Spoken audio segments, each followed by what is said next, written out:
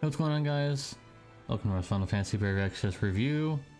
And for this one, we have the JP review this time around, and we have Raegen, the second Emperor.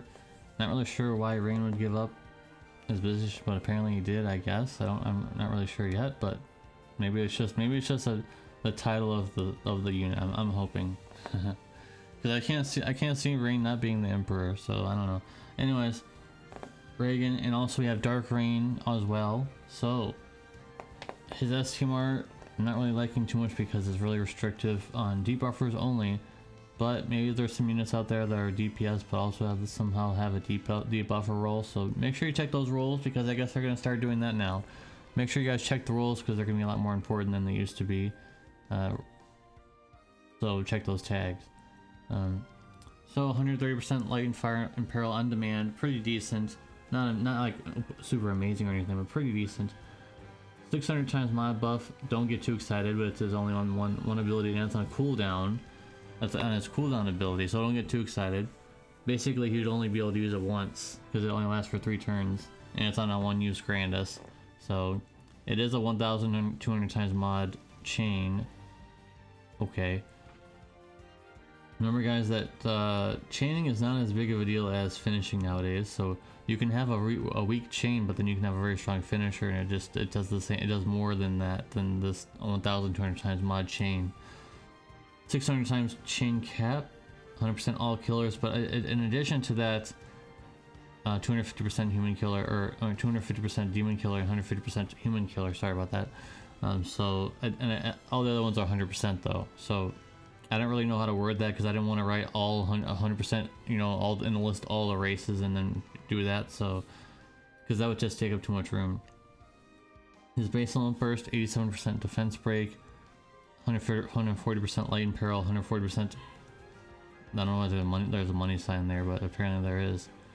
140% demon killer for all allies, physical, magical, and 27 hit physical light damage, 135 times. Is this starting to sound pretty familiar? Well, it should, because this is literally almost the same as Edge's kit, the Neo Vision Edge that we just got recently. It's almost the same exact thing. So this is as copy and paste as this is as blatant copy and paste as you can get, because if you look at his passives, almost all of them are the same as Edge's as well. It's almost as blatant a copy and paste as you can possibly get. The killers thing, of course, that's different, but obviously they got to make them slightly different, or else they might get in trouble with the Japanese government. Selling almost basically the same unit with just different sprites. So SLB is 87% full break, 145% light and peril, 160% demon killer for physical and magical for all allies, and 230 times 727 hit light physical damage. That's it. So if you're hoping for a good Raegen, I guess this is the time to go. I'm not really sure yet. Let's find out. Let's see what the cons are here. An odd amount of physical true to wield, but I guess the original Raegen had kind of a weird number as well, so I guess that's okay. But okay, it's not that big of a deal, really. And like I mentioned, he's basically just a copy and paste from Edge's kit. Go ahead and bring up the wiki, bring up this guy, bring up Neo Vision Edge, and just go back and forth between the tabs and see what the differences are. There's not very many.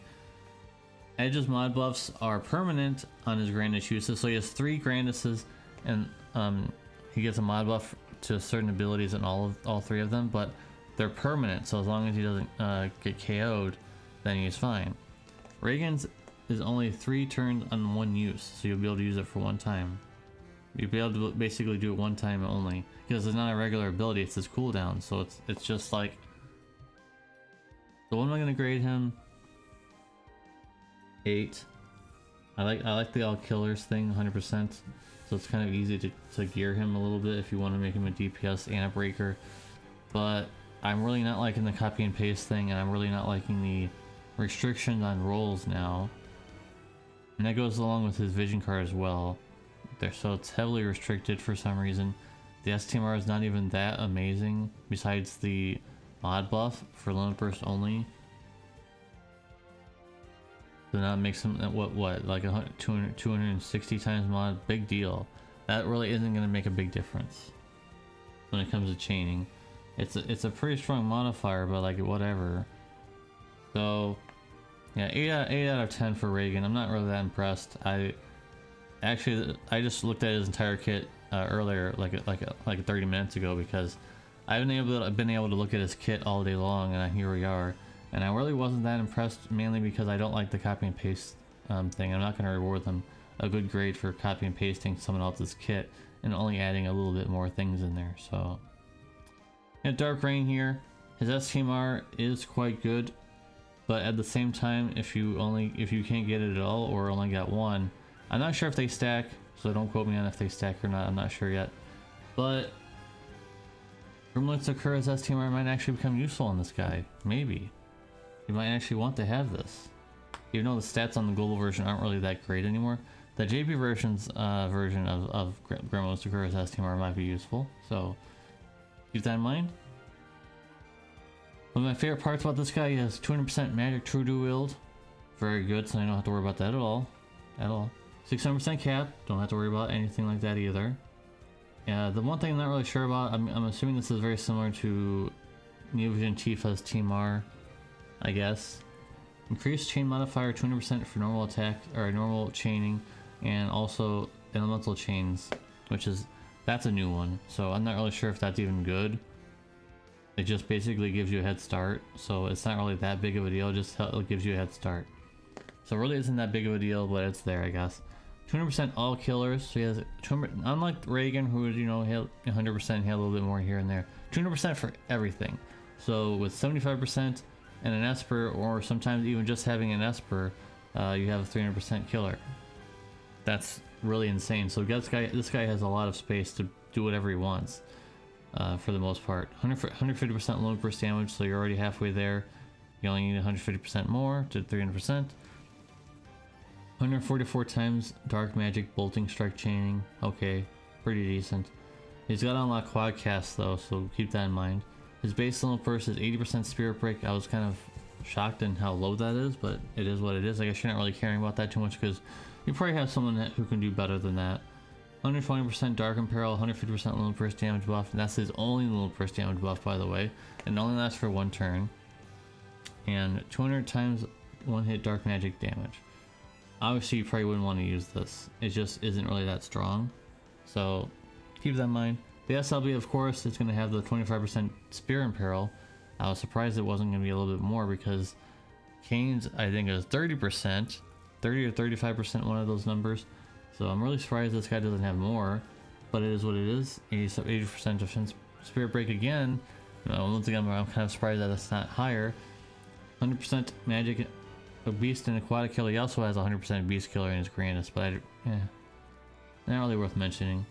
300. In fact, I don't really mention the grandest anymore because they're basically almost all the same, except he doesn't actually have a certain thing that would be really liking to have.